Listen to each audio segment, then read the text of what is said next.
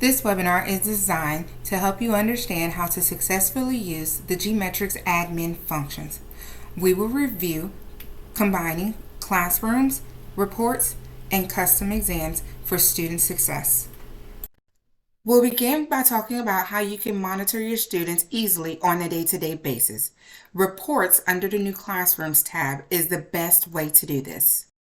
When reviewing the daily reports, I do recommend that we do some filtering to make sure that we are always looking at the same information and to make sure that it is the latest information. For the date picker, leaving it at the last month is great. That way you can see your students' progression over time. For test mode, I do suggest looking at it in testing mode because we know in training mode, feedback is given and students are able to see the correct answers and change them. They're more learning the information than being actually tested on it. Testing mode is going to give you more so of the actual certification feel because the feedback is not until the end, and once they hit submit, they can't change anything. So it's going to be more of an accurate score or more of an accurate placement of where the student is at in their learning. For the score filter, I do recommend that we leave that at latest rather than best or average. Definitely not average because it's going to take all of their scores together and it could give you an inaccurate view of what your students, what they have been doing. And of course, you want to choose the proper category and product to look at. You see here, I have it filtered to Microsoft Word in 2019. And this is also going to bring my skill tree up to that particular product. And my skill tree is where I'm also going to look to determine what my students are doing and how they're progressing. Quick reminder here, these reports are printable and exportable. This is great for when you have those admin meetings and you want to show them how your students are progressing over time. You can pull up these reports and show them side-by-side comparisons. Let's have a look at the skill tree. This skill tree is going to give you the proficiency for your class overall. It will automatically update as more tests are being taken. So do not be alarmed if it says 0% proficiency and 0% or 0 questions attempted. That just means that the students have not been given questions on that particular part while they were in testing mode. All right, it doesn't mean that they're doing bad. It just means that they haven't gotten to that part in testing mode. What I'm going to review first and where I'm going to work with my class at first is the area where my students have the highest proficiency. You'll see here that that's at insert and format text, paragraphs, and sections. I'll then expand on my skill tree and see that it's specifically format text and paragraphs where my students are 20% proficient and they have answered 15 of the questions.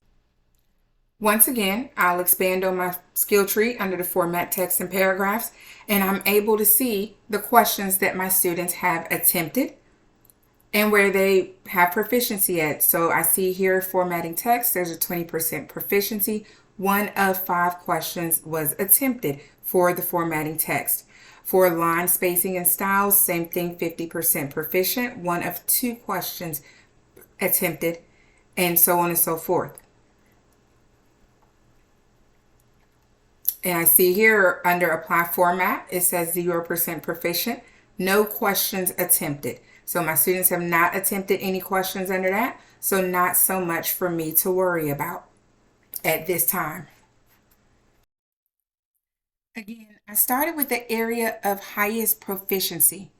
Care to guess why I started with the area of highest proficiency? It's a confidence builder. A confidence builder not only for students, but for you as the teacher.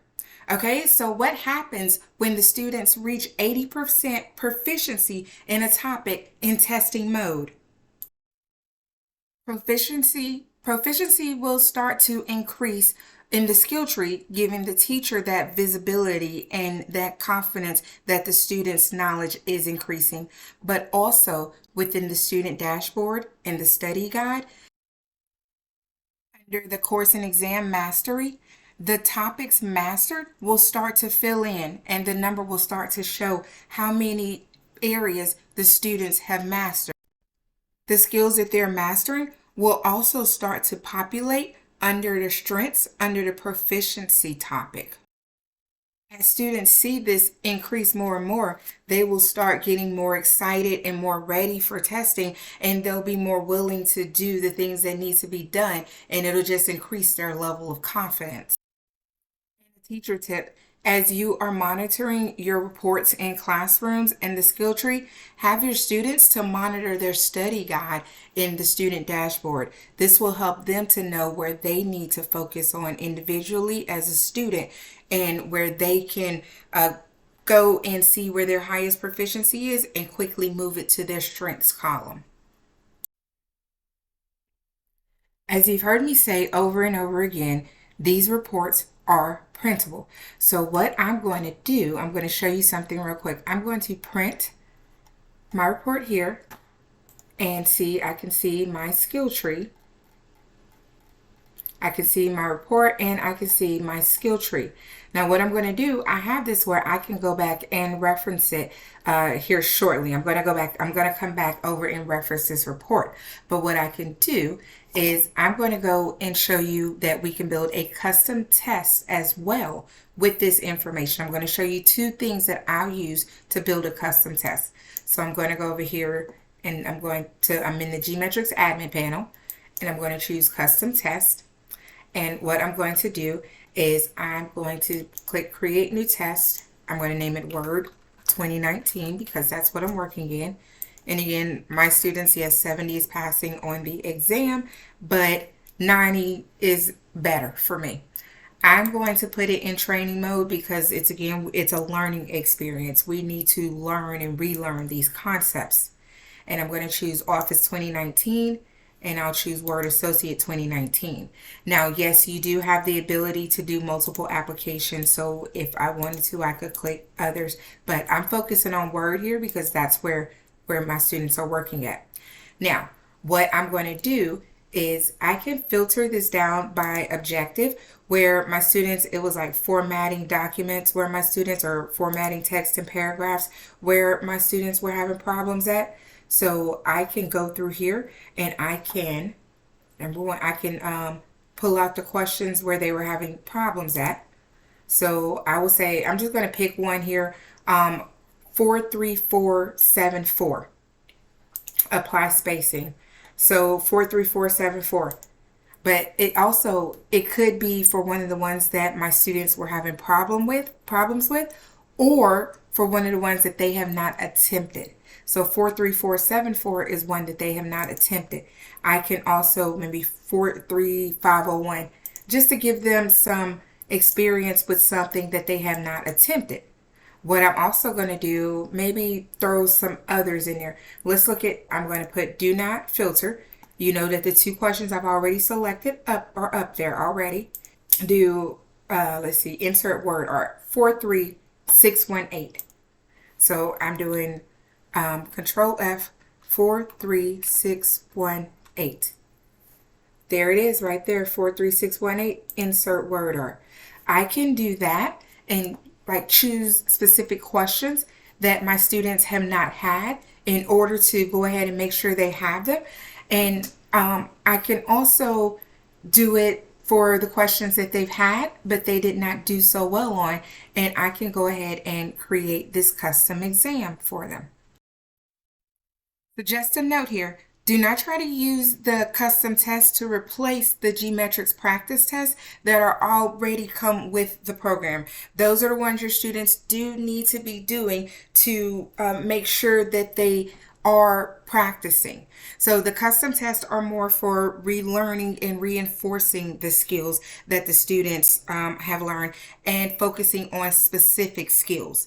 These custom tests do not count toward mastery. So when they do the objectives on here, say they get 100 on it, and you're not seeing it switch over to the strengths column from the opportunities columns, it's because it has to be done on one of the already GMetrix practice tests that are included with the program in testing mode.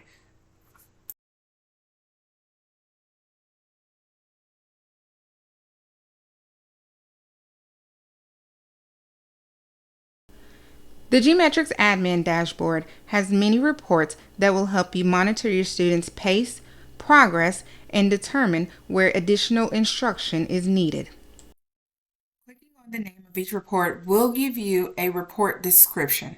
The general product report will show a pass-fail rate of each product and actual number of tests that were passed and failed and the percentage of students that passed and failed that product. I added the required report filters, which were start date and end date, and chose run report. And here is an example of that report. As you can see, the report lists out all the products that I have, the total results in training mode and testing mode, the total number of students that passed in training and testing, those that failed in training and testing, and then it gave a percentage for each. This is an exportable report. It will export to an Excel file for you. Additional reports available are student test results, which show the breakdown of tests based on each individual student. You'll be able to see their name, their score, and the percentage. The question pass rate report, and that is going to show the pass rate of individual questions for a given period of time. Now, it only calculates the pass rates for the questions taken in testing mode. And once you fill in the filters, nothing else is required here, but I would suggest that you do choose your category and your product so that you can look at specific products rather than looking at an overall for all of your classes, especially if you teach different categories and products. Now, the objectives breakdown, this report is my favorite report because this report, it will tell you the breakdown by test objectives, and you can see the pass-fail rate for your students and the percentages for each objective.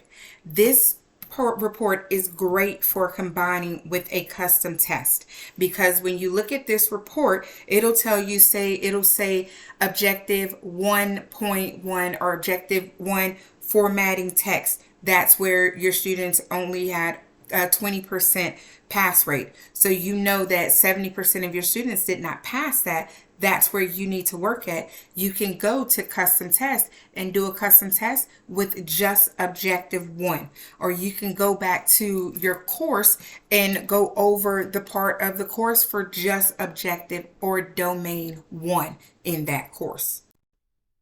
Here's an example of an objectives report.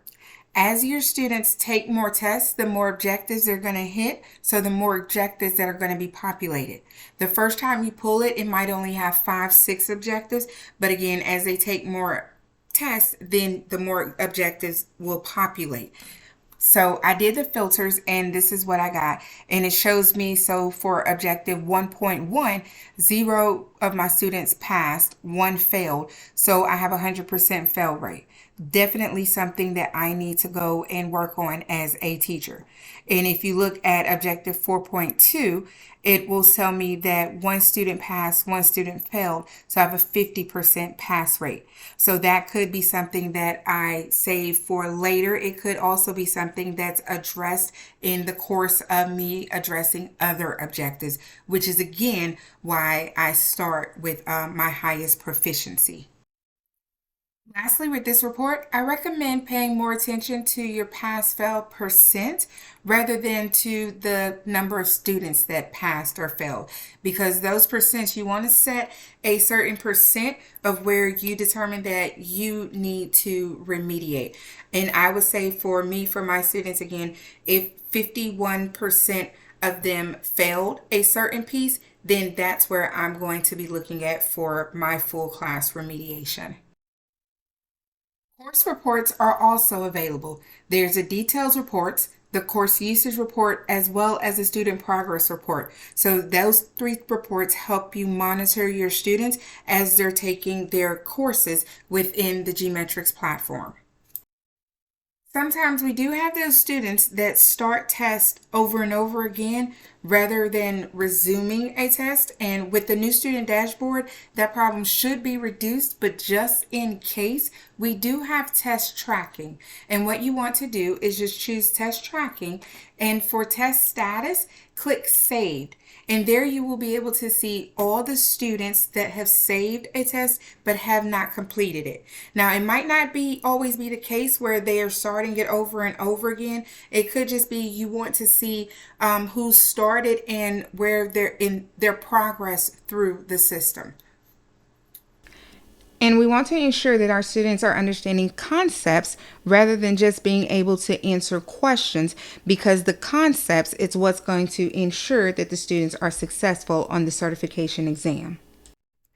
Congratulations! Now, not only are you equipped to monitor your students with classroom reports on a day-to-day basis, you're also able to use this information to prepare custom tests for them, utilize objectives reports and course reports, and have them monitor themselves and to grow their strengths column within the student dashboard. You are now well on your way to preparing them to be successful on the certification exam.